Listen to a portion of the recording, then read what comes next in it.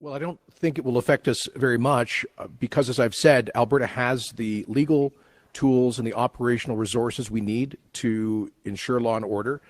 I know the blockade at Coots has been frustrating, has gone on for too long, but today we were able to reveal why there's been a relatively light touch on enforcement for much of that period. It's due to the investigation that was undertaken regarding this potentially violent cell, and the RCMP's need to prepare its tactical operation to remove that potential violent threat before they could proceed with more conventional enforcement against the blockade. Now that the RCMP has resolved that in a safe and secure way, now that we have obtained, the province has obtained the necessary heavy equipment to move rigs and commercial vehicles off the road, the police can now move and intend to move to enforcement action.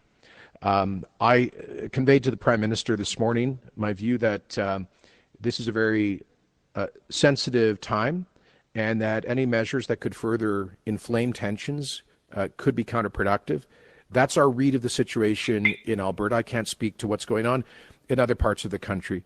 I do know several other premiers have spoken out against the assessing the invocation of the Federal Emergencies Act as being imprudent at this time, and that's certainly our point of view from Alberta. One concern for sure, which is that provinces under our Constitution are responsible for law enforcement, and we are perfectly capable of doing that. And I am concerned about what the implications of this are, the precedent that it might set, and that was a concern I know shared by a number of my colleagues this morning. But I think really right now, the Prime Minister can play a role in turning down the temperature.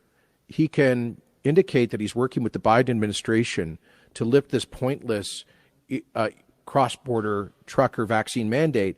It serves no useful public health purpose in a continent with tens of millions of active COVID infections, telling a few thousand unvaccinated truckers who could be asked to take a rapid test that they somehow constitute a public health menace is ridiculous. These are folks that work by definition, in isolation in their cabs.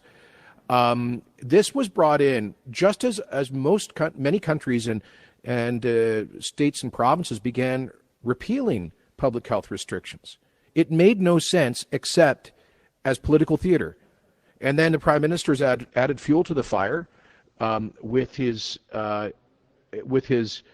defamatory and derogatory words covering all of these protesters with the same extremist brush.